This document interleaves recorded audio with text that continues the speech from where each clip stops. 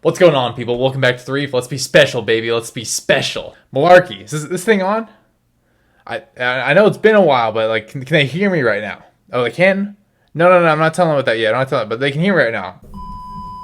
What's going on, everybody? I know it's been a little bit of time. Been a little bit busy watching some Marcelo Meyer, along with some other guys like Blaze Jordan, Roman Anthony, just be absolute stud prospects for the Boston Red Sox. Can't wait to see what the future holds for them. Excited for them all, and yeah, I've been watching a lot of baseball. But today, I'm back, and I got another college football video for you guys. So today, I want to talk about two teams. One team that I'm slowly going to be buying stock in as a program, and another program that I'm going to be kind of moving out of. I'm going to be exiting my position on them slowly over time. So the team that I'd be slowly exiting on is University of Georgia. I know what you're saying right off the bat. Georgia's supposed to win the national championship this year. I mean, they're going to be in the playoffs again. Yeah, I know. They could very well three-peat and win a third national championship this year. I don't think they will, but there's a very strong likelihood they are in playoff contention again. And come December, January, they're vying right for another playoff spot and for another spot in the national championship game. But my issue with them is just kind of the culture that Kirby Smart is building there. It doesn't seem to be one that is sustainable. I mean, for example, they've had 4 players arrested this year already. On top of that, they had, a player unfortunately pass away, due to a car accident with a staffer, why was a staffer partying with the players, but that's a conversation for another time. Then you've got your star defensive lineman who was just drafted, ends up kind of being a little bit of a nervous wreck at the combine and at the pro day due to some allegations that end up being true coming out, that him being involved with the crash and the death of his teammate, which he was because he was street racing them. Then to top things off, some old videos came out via TMZ and other news sources where Jalen Carter had been pulled over before by officers but had been let off the hook because, Athens police didn't want to ruin Georgia's football season or get him in trouble and become distractions. So they let him off the hook. Even when he was going over, almost double the speed limit, pulling him over, not even getting the man a ticket.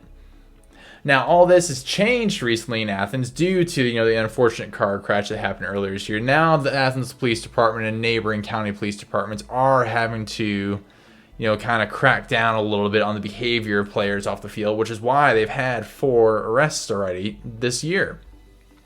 Then you've got a defensive lineman who's on the team now, that as a 16-year-old recruit is now there's accusations being thrown around of him being at bars at 16 years old and then possibly assaulting women. I'm not going to speak onto that. That's not my place. I have no idea if it's true or not true, but if CBS Sports is reporting on it, for some reason, those reporters then think there's some truth to that. Then to top things off, you have a 5-star recruit coming into town. He's been to 4 different high schools in 24 months. Now, your quarterback, you need your quarterback to be the leader of the football team, the leader of men that, the grown men you have on the defensive line, the grown men on the offensive line, the skill position receivers can kind of point to him and go, you know what, that's my guy. He's the leader of the team, which I can't knock it. Time and time again, it has worked for kids to get recruited, and it has worked to get kids Division I scholarships. And he's going to be on scholarship as long as he stays committed to Georgia, which, in the past year, he has been committed to Ohio State and then flipped to Georgia. So as long as he stays committed to Georgia and signs with Georgia, he'll be coming along. But all these events, these various arrests, I'm not a huge believer that the upcoming 5-star quarterback they're putting a lot of money into is going to stay at Georgia long term. Along with, they have allegations before, last year, it was either last year or the year before, they had a linebacker removed from the team for allegedly committing some heinous acts. Now, I'm not saying if he actually did or didn't, and let the court decide that, but he was kicked off the team for it. So there's just a pattern here, and I'd almost say possibly a lack of institutional control to some degree. Now, I'm not saying that Kirby Smart can't kind of crack down on things and say, hey, no, we're done with this. This isn't us anymore. No more off the field issues, no more off the field distractions, because a lot of it has been overshadowed by Georgia's success. And that's what success does. Winning cures everything. But if Georgia does slip up a little bit, it could kind of snowball into a giant issue with not only fans, but the University of Georgia as well. Now, the team that I'd be buying stock in, I'd be buying stock in Florida State. The reason I'd be buying stock in Florida State is Mike Norvell has done an excellent job in the transfer portal. He kind of came into Florida State, looked around, saw that his roster wasn't quite up to the par, right up quite to where he wanted it to be, and he was struggling recruiting kids that he wanted to come. So what does he do? He goes to the transfer portal. I mean, Florida State's leading receiver and the leading running back last year were both transfer guys. You know, Trey Benson. Oh, you're not getting the touches you want in Oregon? Oh, come on over. You can run for 900 yards for us. Oh, Johnny Wilson, you're not getting the ball thrown your way over at Arizona State. Oh, come over here. We'll throw you the ball. You can go for 800 plus yards for us this season. I mean, even their best defensive player, Jared Verse, is a transfer player that's come into the program. So Mike Norvell has absolutely been killing it at the transfer portal and going in there and identifying issues with the team, points of weakness, and bringing kids in.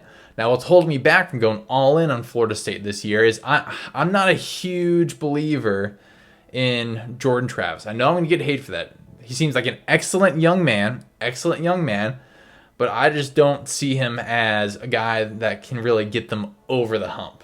And that hump is, you know, beating the Clemsons of the world, beating the Georgias, beating the Alabamas. I think he can certainly get them into those games, get them into that conversation, possibly even get them into the playoffs.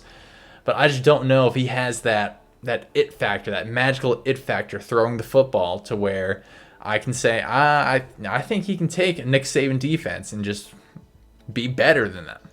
I don't know if he can, but Mike Norvell addresses that issue in the upcoming recruiting classes, or even maybe in the transfer portal this year.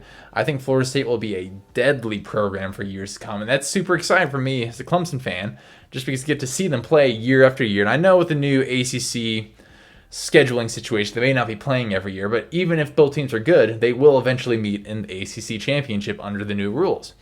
And it's also something interesting to monitor too, with how schools like Clemson, Florida State, Chapel Hill are all trying to get out of the ACC and into either the SEC, Big Ten. Honestly, whoever can take them, whoever is willing to take them, because they want some more TV money. But I'm excited for Florida State this year. I'm very high on them. I think they are going to beat LSU week 1, but I'll get into that in another video. No, I do think that Florida State's going to give LSU very much a run for their money and possibly even win. I'll get to that in a future video. And I'm excited to see what this upcoming season holds. That's all I got for today, guys. As always, tell somebody you love them. Much more to come in the future. Deuces.